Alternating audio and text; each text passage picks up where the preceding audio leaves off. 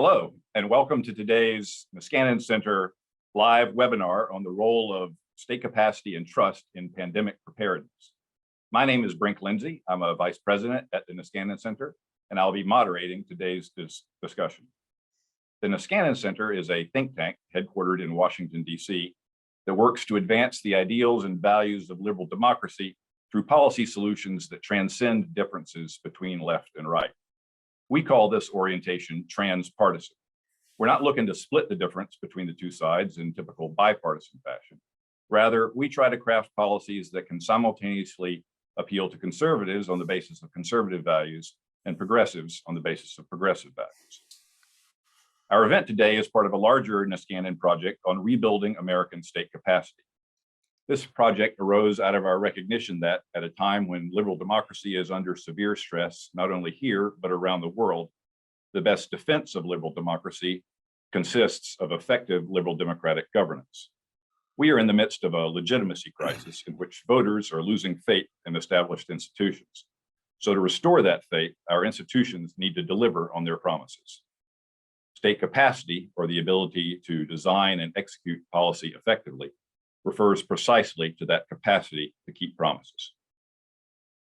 The inability of the US government to get things done is a widespread complaint these days, but nowhere has the problem of ineffective governance been more tragically obvious over the past couple of years than in our fumbling response to the COVID-19 pandemic and the resulting American death toll of 1 million and counting.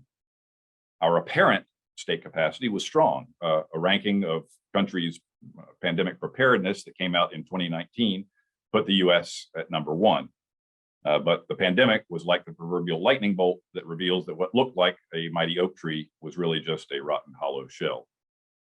Today, we have assembled a truly impressive panel to discuss the relationship between state capacity and pandemic preparedness and the role of trust in government and trust in our fellow citizens in underlying both capacity and actual on-the-ground pandemic response.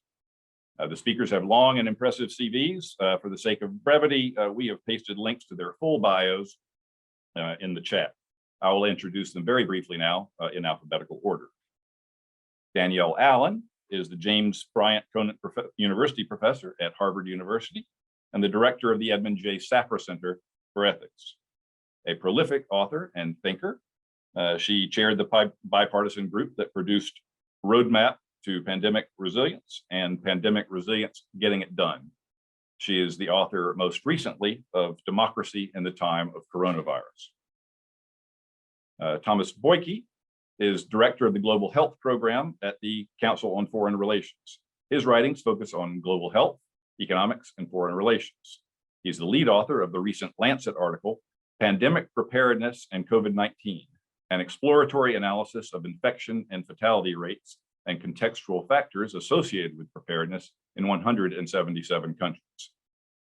Ed Dolan is a senior fellow at the Niskanen Center and the recent author of Trust, State Capacity, and the Epidemiological Mystery of COVID.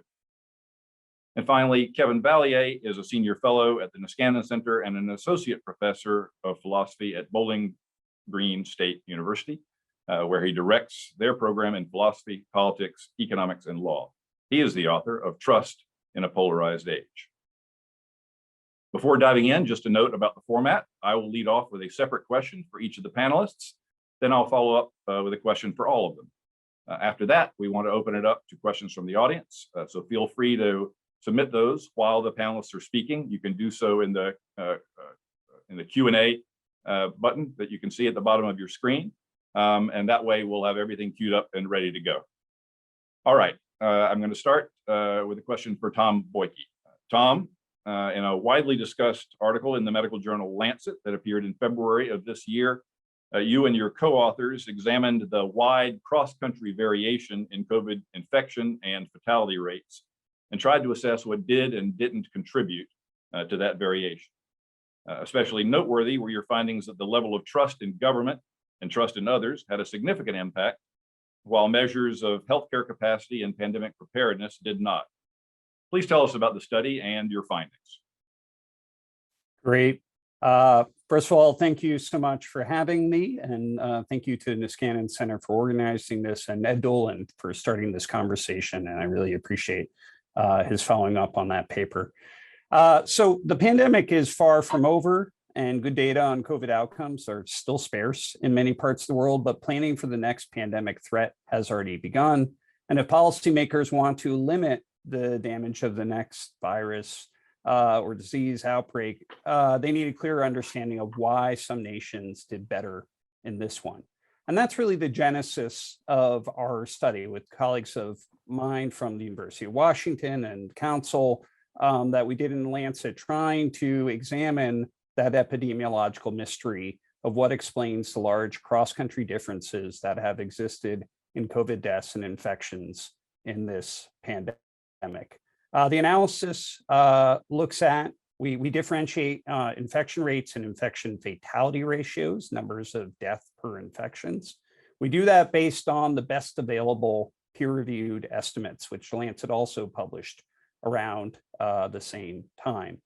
The analysis covers 2 periods. We looked at a cumulative assessment from January 1, 2020 to September 30, 2021, as well as January 1 to October 15 to try to capture the pre-vaccine period, or before we knew variants were circulating, plus the overall period. Because its pandemic assessment was on pandemic preparedness, we look at contextual factors. So we're not assessing when mandates were put into place and the effectiveness of those mandates. We're assessing the factors that existed prior to the onset of the pandemic. The first step of the analysis was just to try to make an apples to apples comparison of countries by adjusting for factors that aren't policy amenable, so outside of policymakers' control. So for infections, that's factors such as population density or altitude or estimated previous exposure to beta coronaviruses, things that policymakers really couldn't control this pandemic. For infection fatality ratio, it's factors like age and obesity. Again, factors that had a huge impact on IFR, but weren't in at least the short-term control of policymakers. And it's the second phase that gets at some of what Brink mentioned before in terms of looking at the different factors that, once you can make that apples to apples comparison, that might have made a difference in this pandemic. And there we found, we assessed political factors, economic factors, social factors, healthcare capacity, pandemic preparedness assessments, and what we found is many of the often cited factors for COVID success in this pandemic didn't systemically increase the odds of containing this deadly virus. For instance, we found no links between COVID outcomes and democracy, populism, government effectiveness, universal health coverage, and other healthcare metrics, or any of the leading pandemic preparedness metrics, nor did we find links with income inequality or trust in science. I should note here that the measure we use for government effectiveness is a bit different from what Ed used in his analysis of state capacity. And we can talk about some of those differences because I think they're going to be important. But while none of those factors showed had a association or a significant association with infections, what did was trust in government and interpersonal trust, the trust we have in one another. And to a lesser extent, government corruption was also had a significant association. The effect of trust in our study was large. One way of looking at that is just a counterfactual. If all nations had the level of government trust, that would be the same as a country at the 75th percentile, which is roughly the same level of Denmark. We estimate that it could have led to a reduction in global infections of 13%. The same were true of interpersonal trust, the reduction would be even larger. So this would be like at a 75th percentile again for that. So a country like South Korea, the reduction would be 40% in total. Over a 21-month period, that's 440 million infections. So it's a significant effect. The pathway by which we saw potential links where this might occur on the trust side is really through vaccination. And government corruption, we saw some links between a potential pathway might be social distancing or reduced mobility. We saw as having a link with government corruption. To sum up, the interpretation I draw from this, my colleagues and I drew from this, is that when confronted with a novel contagious virus for which there is no effective treatment, governments have sought to, the most effective way for governments to protect their citizens from one another is by convincing them to take measures to protect themselves. In free societies, the success of those efforts depends on trust, the trust that exists between citizens and their government and among citizens themselves. And the success and failure of nations to build or mobilize that trust explains some of the disparities we've seen among countries and infections and deaths from this pandemic. And let me stop there. Thanks, Tom. I'm going to move next to Ed Dolan. Ed, you wrote an essay for Niskanen that took the Lancet article as a jumping off point for further analysis, particularly looking at the effect of trust and what we call state capacity on COVID outcomes. Tell us what you found and how your results square with the Lancet findings.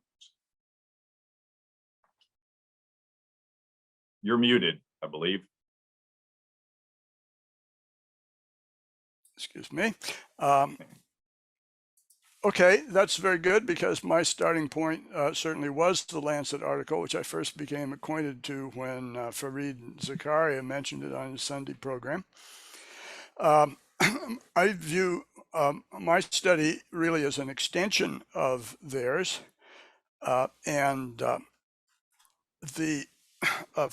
by and large, it confirms their finding as far as they made positive findings, but in some cases where they made null findings, I found greater importance for some of the contextual factors than they did. In many cases, we use some of the same data. I think critically, we use the same, as a starting point, the same set of estimates of excess fatalities, which were published in Lancet by a different team in March. So a little bit about my model.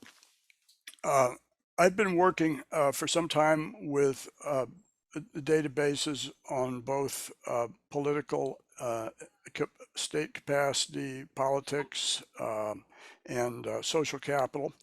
And the trigger for my analysis came when I noticed something unexpected when I turned this data to the COVID problem, which is that even though, as Tom and his team reported, there's no simple correlation between state capacity and COVID case rates or death rates, there turns out to be a strong nonlinear pattern. When you chart death rates or case rates against state capacity, you find the lowest reported death rates among the weakest governments and among the strongest governments, and the highest reported death rates in the middle. So you have a sort of an arc-shaped trend line.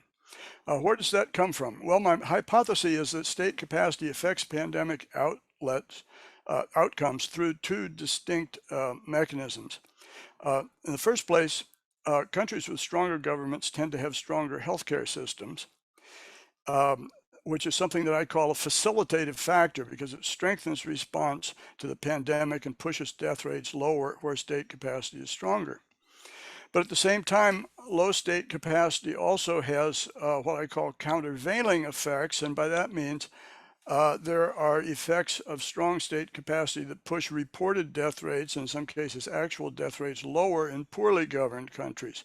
The two most important countervailing factors are, first of all, the fact that poorer, less well-governed states tend to have younger populations, which lowers the death rate per case. And they also have weak statistical system, which means that they have systemic underreporting of both cases and deaths.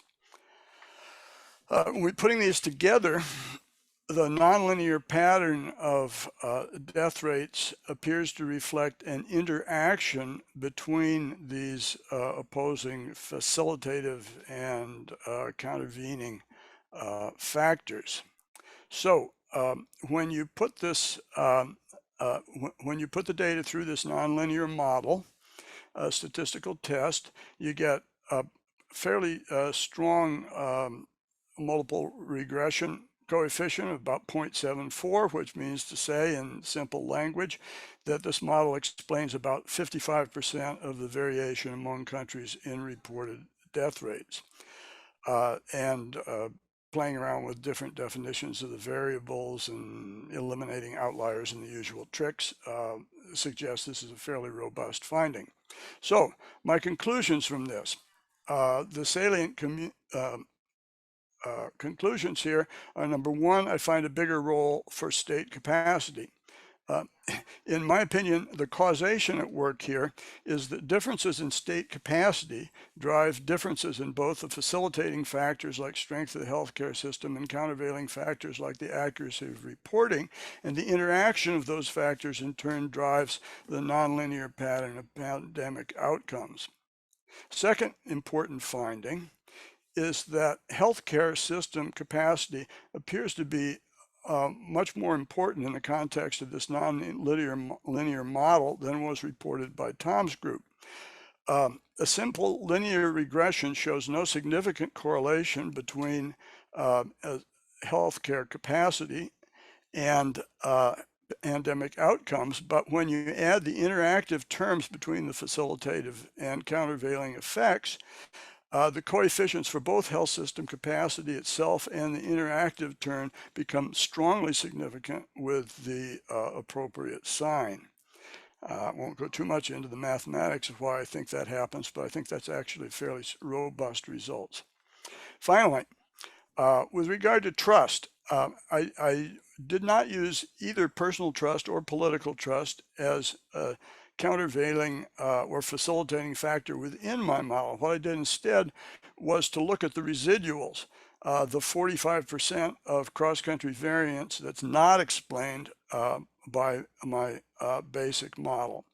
And if you look at the role of trust in determining the residual, you find again there is a robust, statistically significant explanatory power for both political and interpersonal trust on the residuals. In effect, those two variables explain about 10% of the trust. It's a little bit hard to compare those directly with those in Tom's group that are reported in a different way. I'd like to go over that with him sometime, but I believe that as an order of magnitude, the importance of trust that I find is comparable to what they found. So the bottom line, again, my work's largely consistent with the Lancet group, incorporates some of the same data, but by using a structurally different model, I found a larger role for state capacity in general, a larger role for healthcare capacity in particular, and a similar moderate but significant role for both political and personal trust.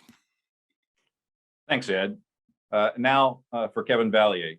Kevin, we've heard a lot now about the importance of trust for pandemic response effectiveness, but the impact of trust on good governance goes far beyond public health. You've written extensively on this topic, so tell us about this important concept, the difference between political trust and social or interpersonal trust, and the consequences for liberal democratic government more broadly. Thanks, Brink. I think I can say something helpful quickly, although these are big issues. So think about social trust as the faith that we have that strangers will follow established norms. So it's a kind of diffuse trust in people that we don't necessarily encounter, but we take to be representative of our society as a whole. So think about, for instance, your interactions with drivers, right? You know, they're one-off interactions, but you do take them to be representative of, are people good drivers around here? Political trust is trust targeted at a particular institution. And it's a little more complex because our trust is based on two factors. One, we expect it to and rely on it to produce a certain outcome. But we also care a great deal about how that outcome is produced. For instance, was there responsiveness? For instance, did we have an input into the process? Was it fair? Was it non-corrupt? So think about social trust is the trust that we have, the faith in strangers, right, that will follow established norms. Then political trust is targeted at particular governance bodies, their outputs and their methods. Now, we have to be careful, of course, with cause and effect. There's thousands of studies out there. I did a white paper for Niskanen and Knight on trust, trying to cover everything since that I'd read from 2019 on back. But there's so much more new stuff coming out all the time. So we have a good bit of information about what produces trust in government. There's the input factor I mentioned, being fair, responsive, non-corrupt, and the output of economic growth, the production of economic equality, the timely and effective assignment of transfers, protections, fair rulings. And we have a sense for what political trust enables. So for instance, I think one thing it does, it gives politicians a little bit of a longer leash to listen to experts. And also to work with people who are across the aisle. So lower political trust, I think, tends to produce things like more gridlock. We know a lot about what social trust produces. It's great stuff. Economic growth, economic equality, lowering corruption, increasing human capital, building institutions, educational institutions, and psychological well-being. What we don't know is how social trust is formed. It's correlated with things like ethnic diversity's small negative effect. Turns out it depends a lot on the geography, the geographical distribution. Economic inequality, Gini coefficient is very well correlated with social trust, not quite clear what's cause and effect. There's some good work suggesting that more trusting populations demand more redistribution. And so it's not quite clear what the causal arrow is there. And so social trust formation and transmission is a genuine mystery. In fact, I think it's one of the most important social scientific mysteries that there are. In fact, one of my next big projects, I'm working on a grant with Christina Bicchieri at Penn to try to see the role of social norms in the formation and transmission of social trust attitudes. But there's just a lot we don't know. I don't think we have a good theory of the kind of psychodynamics, things going on at the cognitive level. So it's hard to say. But here's what I can say overall with my research. Liberal democratic capitalist welfare states tend to have the highest levels of social and political trust. The causal connections are innumerable. I talked about them a lot in Trust in a Polarized Age, but it looks like, just talking state capacity, high state capacity in terms of predictable, responsive rule of law governments that protect people from basic injustices and deprivations are both a cause and effect of political trust, and at least the effect of high social trust. Again, we don't have, again, this is just my view after looking all the huge amount of stuff, that I don't think we have a great grip on what causes social trust, whatever is the case. And this is very, very important for the defense of liberal order. We don't have any evidence that we can get more social cohesion by abandoning liberal order in the broad sense, unless you want to start a war and win it very quickly. So that's what I would say. There's so much more to learn. There's new stuff coming out all the time. Thanks, Kevin.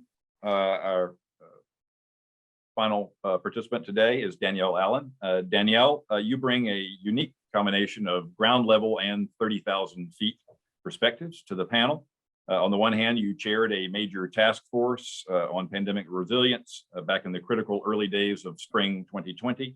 At the same time, you're a political theorist with a focus on democratic theory. So combining these two perspectives, how do you see the connections between trust, state capacity, and effective pandemic response, both internationally and here at home?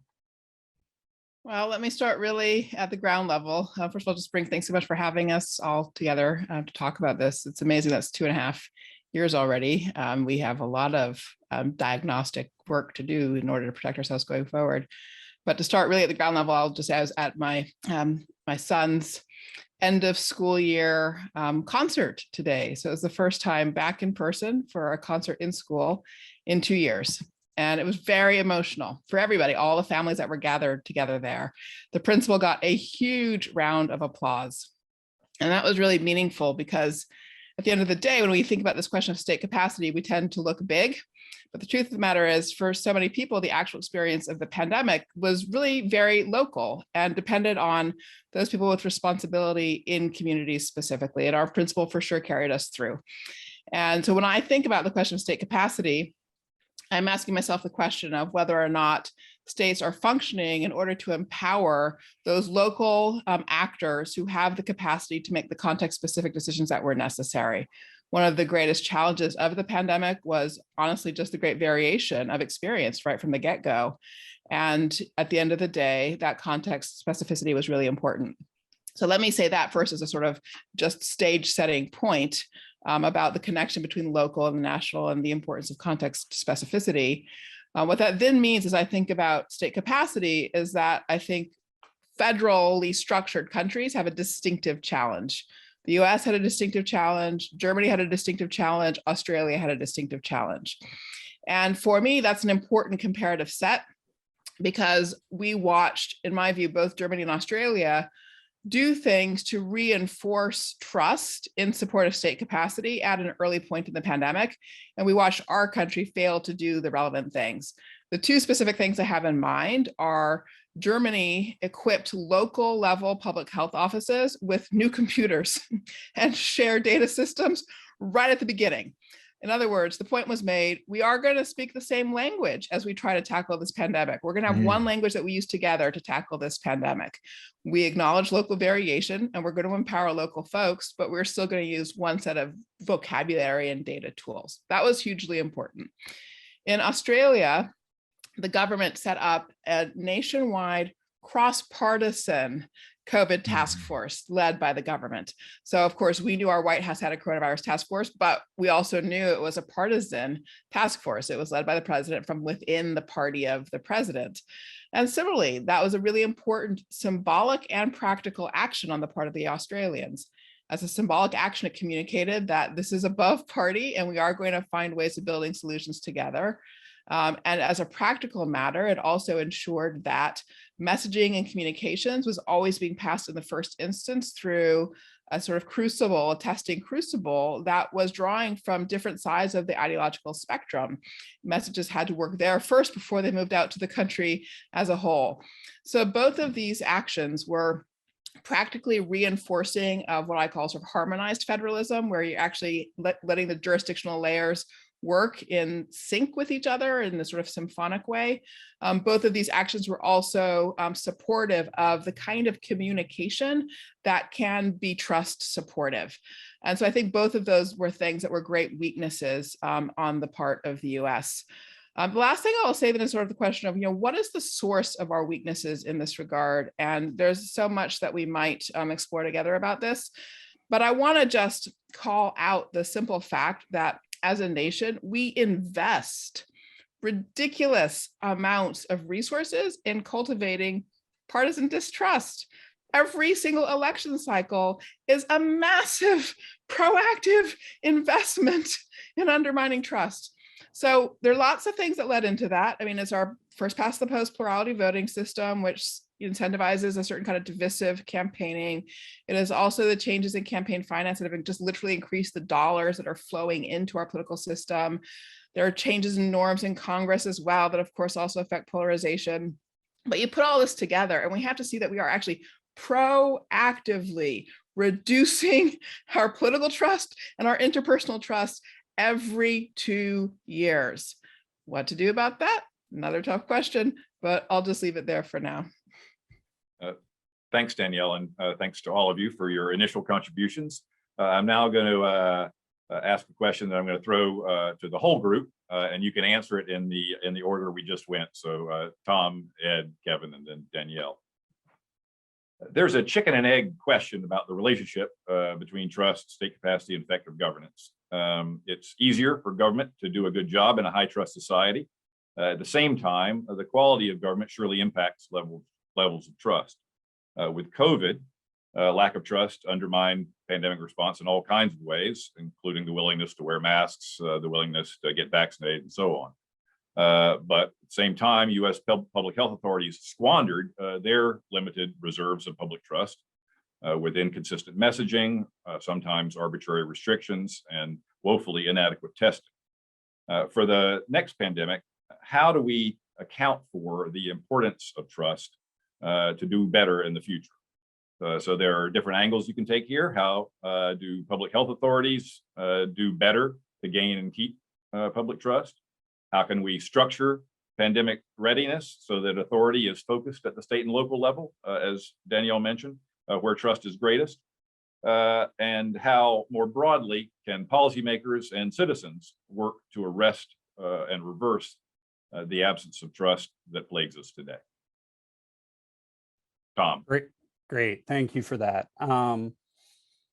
Great question. one thing I do want to clarify on the Lancet papers, we actually didn't look at state capacity. We looked at government effectiveness in World Bank data, and it actually measures some pretty different factors than state capacity. So I think the analysis that Ed's done is really fascinating, is worth a read for anyone who hasn't seen it. But the two papers do look at different things, and I want to make that clear. On the issue of where do we go from here on this trust and public health response in the future, I think we need to acknowledge at the outset, public health is a real challenge for democratic governments to marshal compliance. Public health is by and large preventative. Most people tend to favor near-term pleasures over measures to stave off future risks.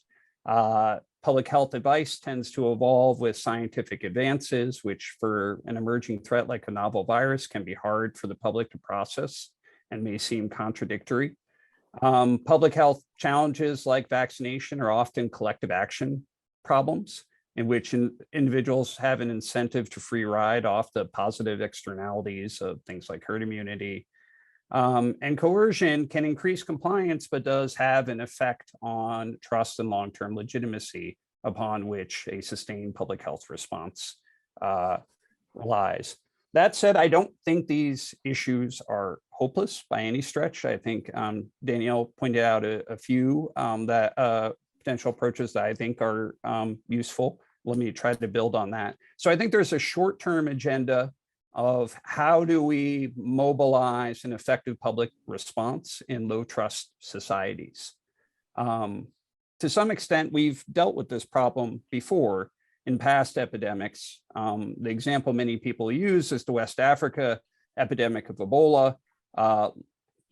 Low trust post-conflict societies, initially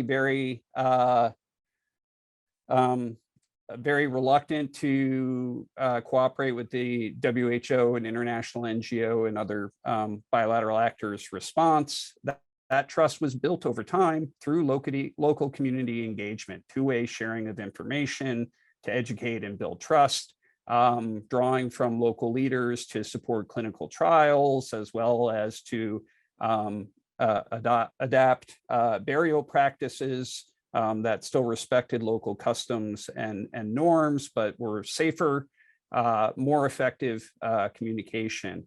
If it seems perverse to compare a society like the US to Guinea, Sierra Leone, or Liberia, you should know on global surveys, they actually all rank higher on government trust than the United States does.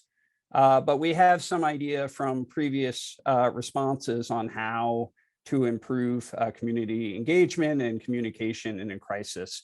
Frankly, a lot of this was in the CDC's pandemic preparedness plans dating back to 2006. We simply just didn't follow them, particularly in the early days of the pandemic. It's important also on the short-term engagement to address misinformation and disinformation. There's a Dutch saying that goes, "Trust comes walking, but leaves on horseback." And it is true, once you've lost it, it is hard, it goes quickly and it's hard to rebuild.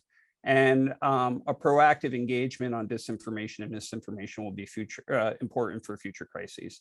The longer term agenda is tough. In well-functioning democracies, there's a virtuous cycle. The government is trustworthy, citizens recognize it as such, and respond with compliance and cooperation.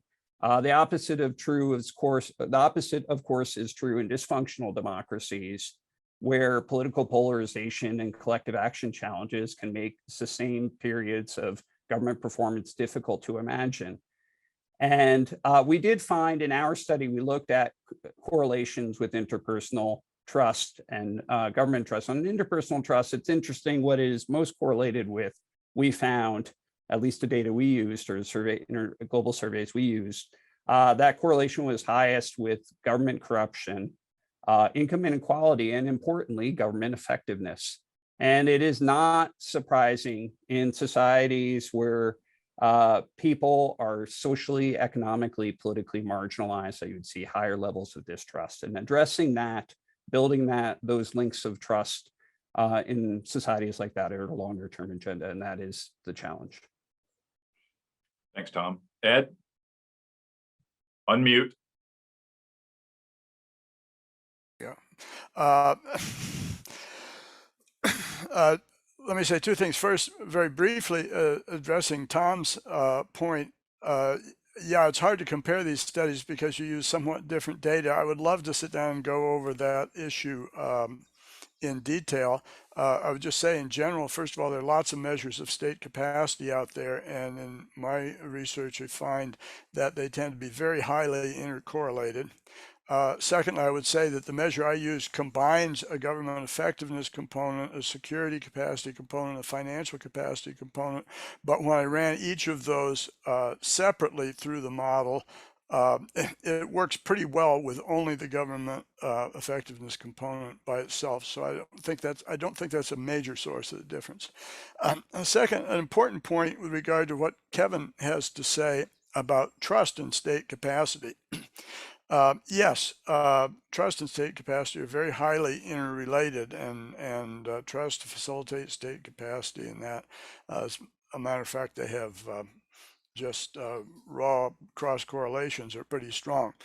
And what that means, among other things, perhaps I should have emphasized when I mentioned in my results on trust as an afterthought. It sounded like an afterthought because I was testing trust against the residual in my model, which already adjusts for extracts the state capacity component. But in a sense, that understates the importance of trust, because statistically, what you've done is to the extent that trust supports state capacity, when you run the model through state capacity and look only at the residual, that means you've already removed the part of the effect of trust that operates through the effect of trust on state capacity. So when I said there was 9% effect on the residual, that means that even after you remove the importance of trust that operates through state capacity, you still have another important, trust still has important effects that operate outside state capacity. For example, I would presume that meant things like the effect that you're more likely to wear a mask if you see your neighbor wearing a mask, as opposed to you're more likely to wear a mask if the CDC tells you to do it. Kevin.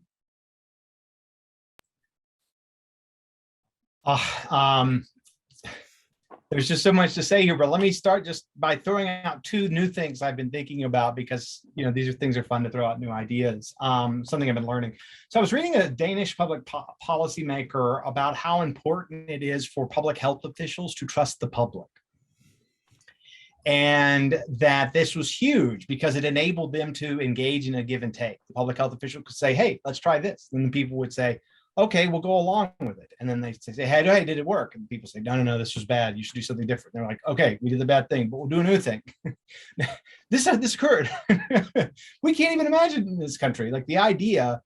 So what happens is, the irony here is that, someone like Fauci feels like he has to, maybe not tell the whole truth about masks early on, so we don't run out. Instead of just saying, we're going to run out on masks, we're going to run out. We need to hold on to them for a while. So don't go out and, they will help, but so we're not going to lie to you.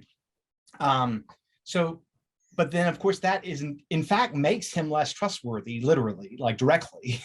And so the rational response is to reduce trust. But of course there are plenty of distrust merchants eager to make that even worse. But why put that out there in the first place? So one of the things that's become clear to me, and I wasn't really thinking about when I was writing, was the trust that officials have in the public, right? Because if you have bilateral trust, that's a big deal. So this is something, some of the other panelists had mentioned, but it made a very, very great impression on me, thinking about the cross-national comparisons. And it's really hard. Like, you can't just ask Fauci, hey, do you trust the American people? I mean, so you can't really do that study as easily as you could just survey a lot of people. So it's hard to know how would you convince public health officials to trust the public more? Or do they even need to? Can you just have them behave differently? I don't know.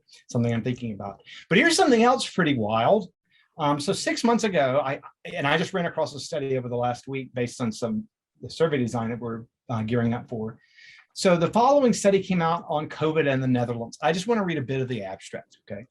While pandemic containment measures benefit public health, they may jeopardize the social structure of society.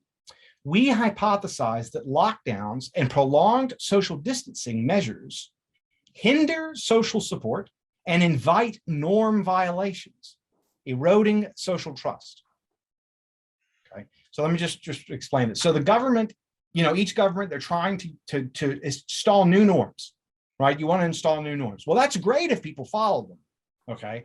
But only some people accept and internalize the norms, fairly quickly, right? And other people resist them. So those who didn't accept the norms would violate them. And then the people who accepted the norms would take the violations as evidence that those couldn't be trusted. And so it lowers trust levels. That's really bad, right? You think, oh, look, what we need are norms. We need norms to make things better. But the problem is it looks like one thing that we can learn from this research, and we'll see if it's further confirmed, is that over moralization can be a real problem, right? If you set up norms, you set the bar too high, then you just create an opportunity for division. But then again, it seems wrong to not set the bar high, right? Like that's what we owe the weak, right? I mean, we should do everything we can to save every last life. So I never thought about there being a trade-off between these things. It's just not really occurred to me. But given that norm internalization can be absorbed by the population at different levels, some people internalize them, some people acquiesce, some people violate. And you actually lost some social trust in the Netherlands during COVID, and I'm hoping it springs back. But that's a sad thing. But they found a real effect. So anyway, those are some new thoughts. Importance of bilateral trust, the importance of perhaps not over moralizing or finding ways to avoid this. So just something new. Thanks, Kevin. And Danielle. I'm sure I'll tell one more story from school as a way of underscoring Kevin's point there. I mean, it really is, it's a deep one. One of the things the music teacher was proudest of in the concert this morning was the fact that the students had been able actually this year to learn rhythm together again. When they had online school, they couldn't any longer do the songs that required, above all, being in sync with each other, because you just couldn't do that digitally. And so there's a very deep, basic human way in which kids were losing out on the opportunity to learn to sing together, dance together, and keep a beat together. So I think there's, again, a deep human truth there. That is certainly why my team worked so hard to try to advance the build out of testing infrastructure and to really prioritize making sure that we had ways of finding the disease, diagnosing it in order to be able to keep society open. And I think that diagnostic work, being able to build up the capacity to do diagnosis and to really build out that infrastructure in a forward-looking way is going to be an important part, actually, of future pandemic preparedness and ensuring that we can do as best we can to keep society functioning to support trust building norms. But I'm going to say one other thing as well. We are looking so much at the question of the pandemic itself and trust in the pandemic. Sometimes I think it's important actually to change the focus and just ask the sort of broader question of, given where we are in the US with regard to trust, what can we do to change that dynamic generally? And that's not necessarily a question about public health. Here, I want to call everybody's attention to a body of work from the American Academy of Arts and Sciences called the Our Common Purpose Report. I think I just put it in the chat for everybody. This is on reinventing American democracy for the 21st century. It came out June 2020. And in many ways, the core argument of this report is much like the points that have been made in this conversation. You can fall into a sort of vicious circle where political institutions are not functioning well, and that drives distrust and alienation in a population, and then people stop participating and then civic culture weakens, and you sort of get a downward spiral. All the conversation we've been having about whether trust is cause and effect of effective government. So the report argues that that's really what we have right now, is that kind of vicious circle in the US. It's eroding civic strength. And we have to sort of flip from one equilibrium condition to another. And we need to flip to the equilibrium condition where effective governments are inspiring people's engagement and participation. And because people are willing to participate, they are forming civic associations and civic bonds with each other. And you get a reinforcement of the norms that make effective governance possible in the first place. So the report's got 31 recommendations to try to flip the switch from the vicious circle to the virtuous circle. Some of them are about reform to our political institutions. For example, the argument that ranked choice voting would help us move away from divisive approaches to campaigning and really incentivize candidates to work to build a full majority coalition, and thereby changing the broad dynamics of our political discourse. Some of the recommendations are about our information ecosystem, things we have to do to deal with the sort of the questions of how the infrastructure of communications is itself feeding the problem of misinformation. Fauci made mistakes for sure, but Fauci and all the others also have had to communicate in an information environment that is very distant from what supports, effective communication. And then the third set of recommendations are really about civic culture and how we actually rebuild that sense of mutual commitment to one another. And so the question of how do we invest in organizations that support bridge building across lines of difference? How do we invest in civic education, that context where kids in a different way learn how to be in some sense in harmony with each other? So I would encourage everybody to take a look at this report as actually itself a contribution to the question of how we achieve future pandemic resilience. Thanks so much. I'm going to start feeding you some questions from the audience, as well as some of my own follow-ups. One question from someone with a long career in local government and public health is yearning for some more specificity about trust and how to make that an operationalizable concept for officials on the ground.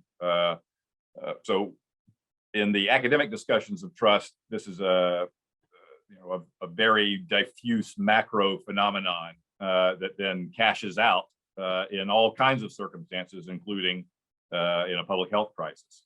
But as we've mentioned, there's a lot of micro effects that public health authorities can have on the trust environment in which they're operating. So let me focus this at Tom and Danielle, but others can weigh in as well. So how should public health authorities in crisis management or in preparing for next time be thinking about the importance of trust to do a better job, to do differently, to do things better next time? Great.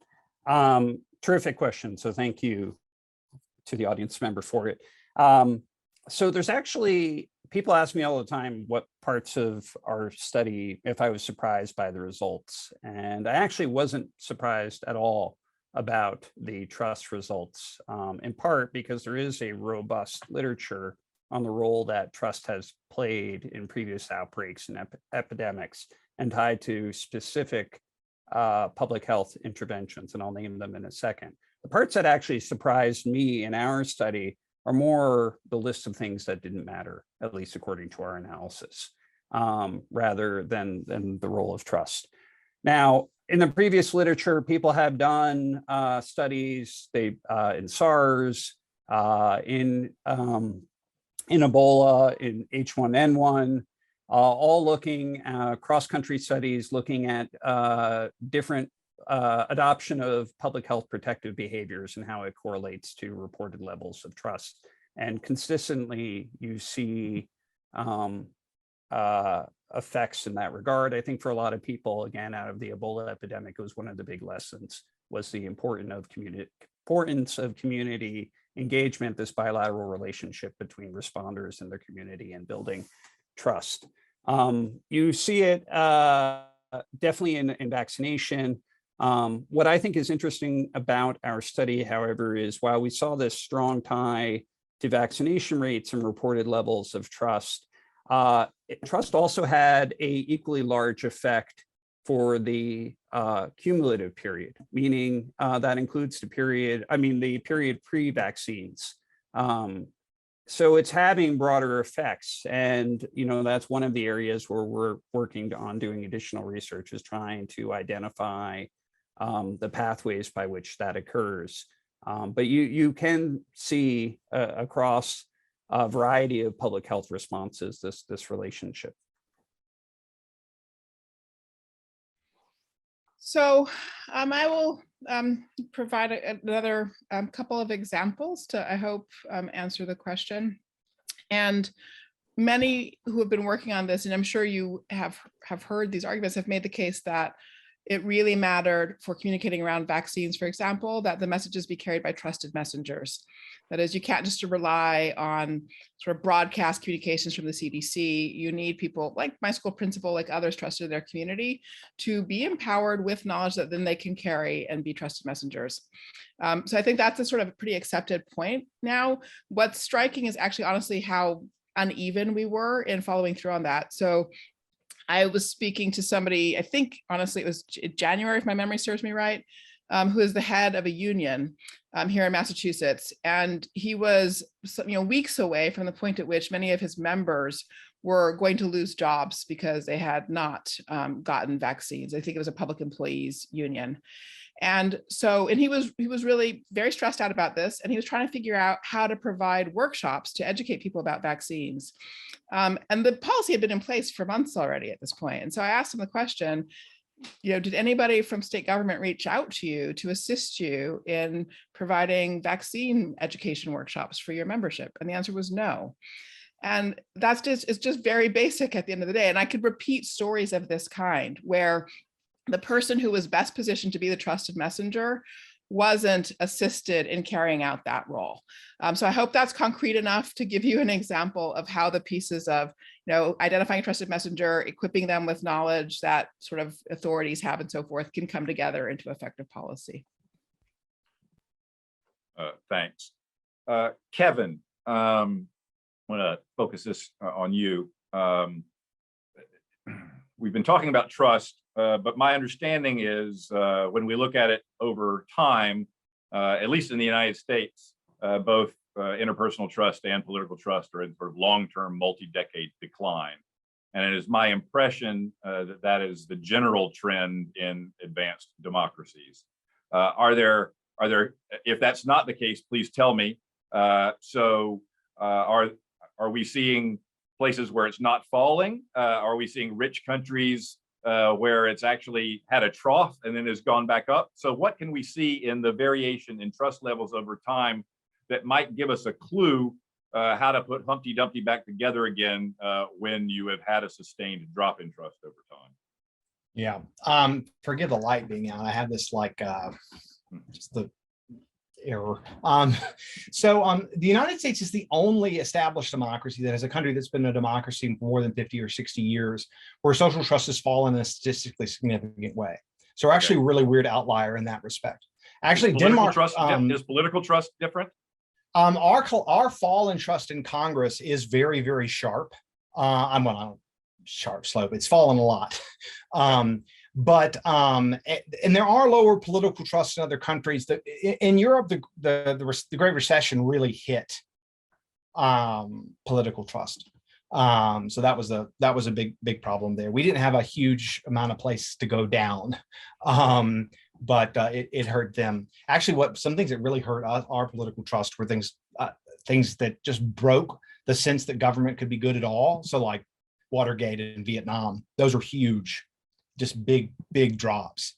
The level of attitude towards government under Eisenhower versus George W. Bush was just, staggering. New democracies can lose a lot of social trust fast. And if you look, there have been big declines: Portugal, Spain, Romania, Chile, and Poland.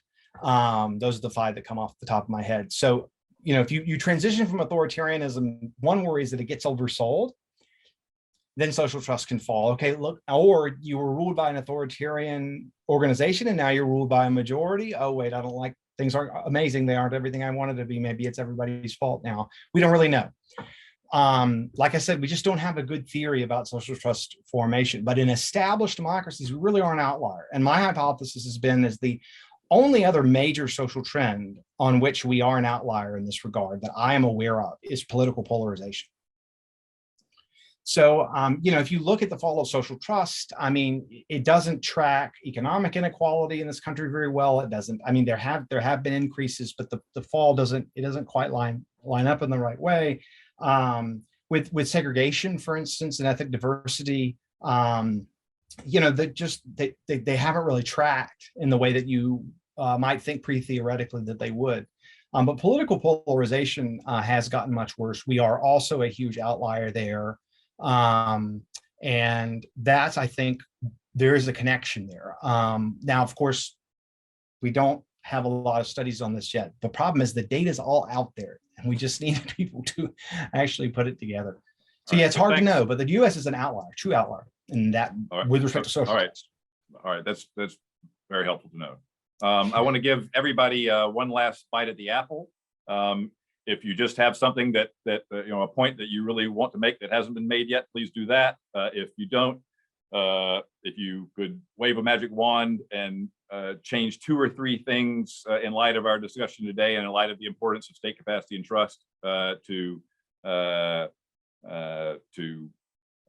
prepare better for the next pandemic, you can share that as well. And we'll go in the same order again. Tom. Great.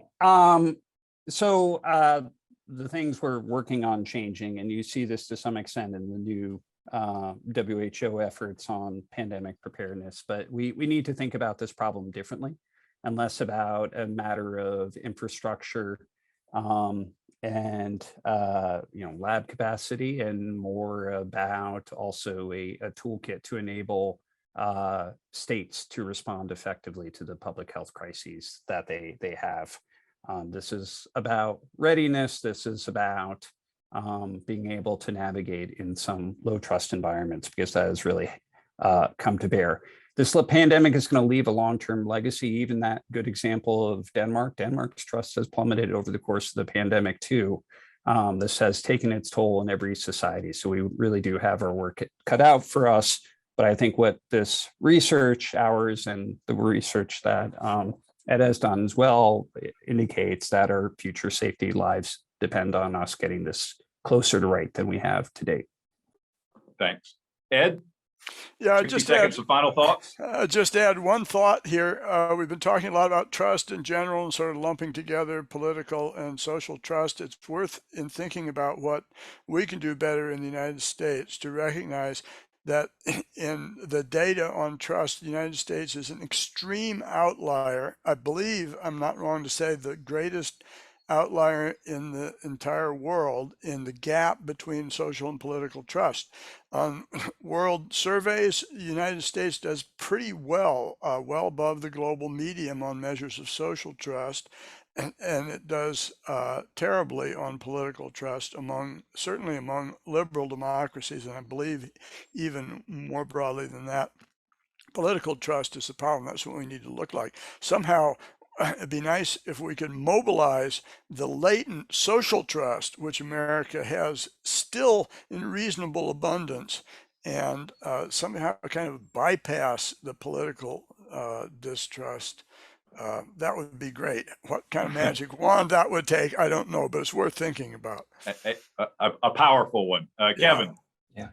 Just quickly, we need better work on social trust learning and transmission, and I'm still impressed by the need for bilateral trust between policymakers and officials in the public. Okay, great. And finally, Danielle. My magic wand is to ask everybody again to read this report and put it back in the chat, and I'll say nonpartisan primaries, ranked choice voting, and increase the size of the House so that it is in proportion to the population more like the UK or Germany, so that representatives are closer to the people they represent once again. That's my magic wand. Thanks.